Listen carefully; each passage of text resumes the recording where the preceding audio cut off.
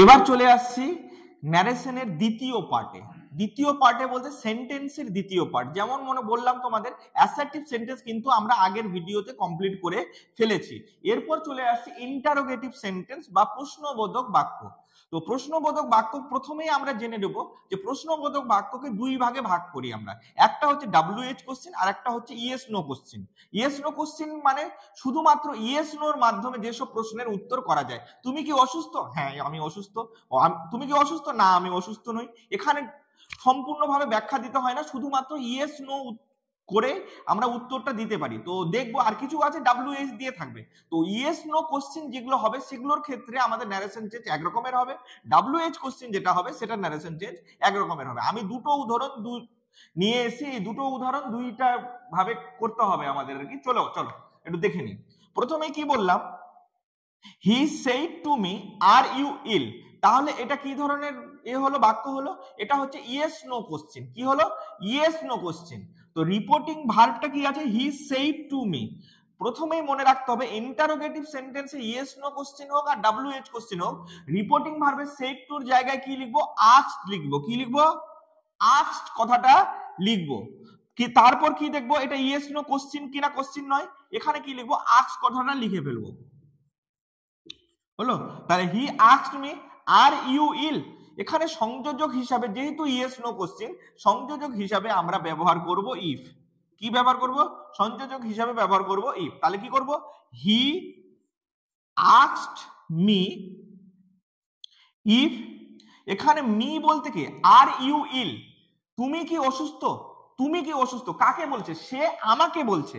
তাহলে কি are you ইল বলতে কাকে অসুস্থর কথা বলা হয়েছে? আমার কথা বলা হয়েছে। তাহলে এটা কি চেঞ্জ হয়ে যাবে? ইউটা কি বোঝাচ্ছে? এখানে রুলস মুখস্থ করার দরকার নেই। কি বোঝাচ্ছে? He said to me are you ill. সে আমাকে বললো তুমি কি অসুস্থ। তাহলে তুমি বলতে এখানে কাকে বোঝানো হয়েছে? তুমি বলতে এখানে আমাকে বোঝানো হয়েছে। হি said to me if I. তাহলে কি হবে? If I.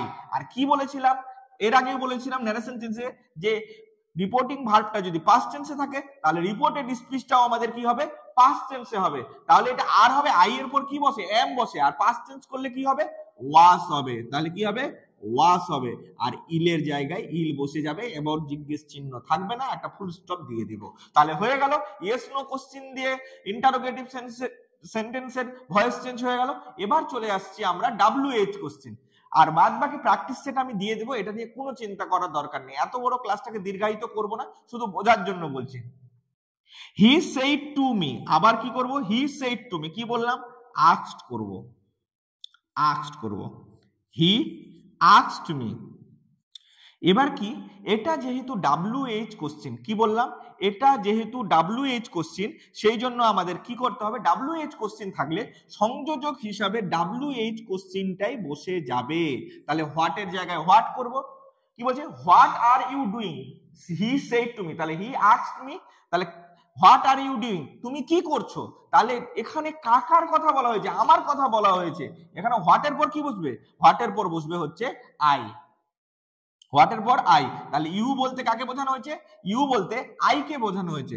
What I. I এর পর V2 ফর্ম বসাতে হবে, যেটা হচ্ছে আই এর পরে এম বসবে না। What I was doing.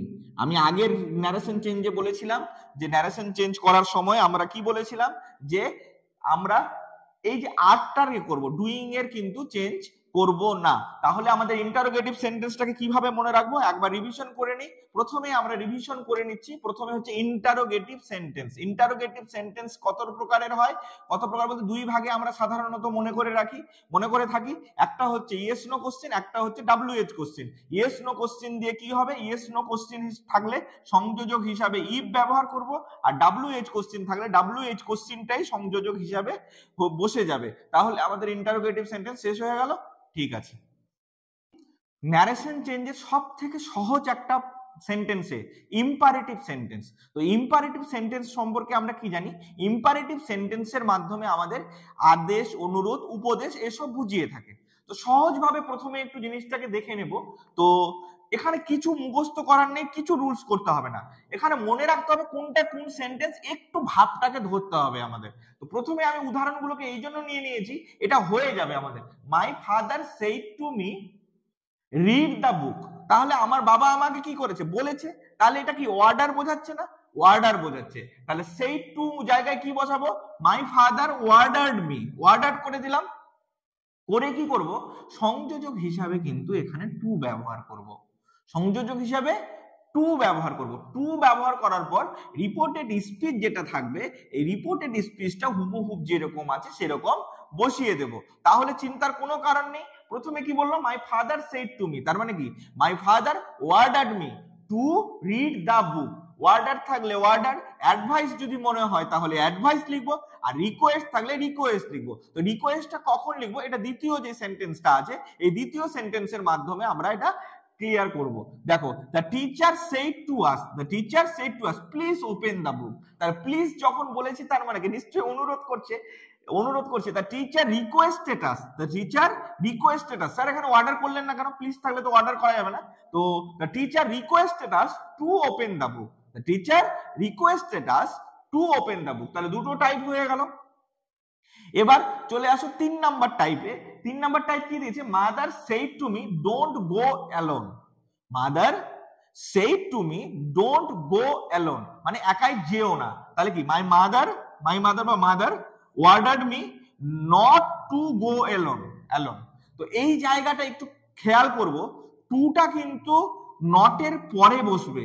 পরীক্ষায় আমরা অনেক সময় টু নট গো অ্যালোন করে দিই, কি করে দিই, টু নট গো অ্যালোন, এটা করা যাবে না। প্রথমে আমাকে নটটা বসাতে হবে, আর টুর পর সঙ্গে সঙ্গে ভার্বটাকে নেব, কি নেব, টু এর পর ভার্বটাকে নেব। টু নট করলে হবে না, নটটাকে আগে নিব, নট করার পর করব হচ্ছে টুটাকে নিব, তারপর গো অ্যালোন করে দেব। এই ন্যারেশন চেঞ্জটাকে আরেক ভাবে করা যায়, আমি একটু বলে দিচ্ছি তোমাদের সুবিধার জন্য, এটা আমি লিখবো না, কিভাবে ন্যারেশন চেঞ্জটা করা যায়। অনেকে মনে করতে পারে স্যার নট টু এর আগে বসবে না টু এর পরে বসবে, এগুলো নিয়ে ঝামেলা করবো না স্যার, আমরা নটটাকে বসাবোই না, তার জন্য একটা বুদ্ধি আছে। তাহলে এখানে অর্ডার করবো না, মাই মাদার ফরবেড মি, কি করব, forbade me to go alone. তো স্যার এখানে নটটা বসালেন না কেন, ফরবেড মানে হচ্ছে নিষেধ করা, ফরবেড মানে হচ্ছে নিষেধ করা। এখানে তোমরা এটা করে নিবে, আমাকে কমেন্ট বক্সে জানাবে, আমি বলে দিলাম ফরবেড মানে হচ্ছে নিষেধ করা। তো নিষেধ করা অর্থ হয়ে গেল, তাহলে নটের আর প্রয়োজন আছে কি, দুটো নটে বসবে না তো, ফরবেড মানে নিষেধ হয়ে গেল, নিষেধ যেহেতু হয়ে গেল তাহলে এখানে নটটা আর বসবে না। তাহলে এখানে ন্যারেশন চেঞ্জটা কিভাবে করব, mother forbade me to go alone হয়ে গেল। নট নিয়ে যদি ঝামেলা হয় ফরওয়ার্ড করবে, আর কেউ যদি মনে করো যে না স্যার আমি নটটাকে বসাবো, নটটাকে বসাবে তবে টু এর আগে বসাবে। তাহলে আমাদের তিনটা টেন্স তিনটা ভয়েস চেঞ্জ তিনটা সেন্টেন্সের উপর হয়ে গেল।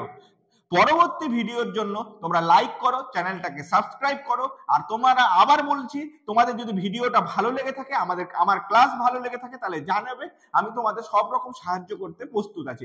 একটু চ্যানেলটাকে সাবস্ক্রাইব করে নেবে প্লিজ। পরের ভিডিওতে আবার দেখা হচ্ছে, থ্যাংক ইউ।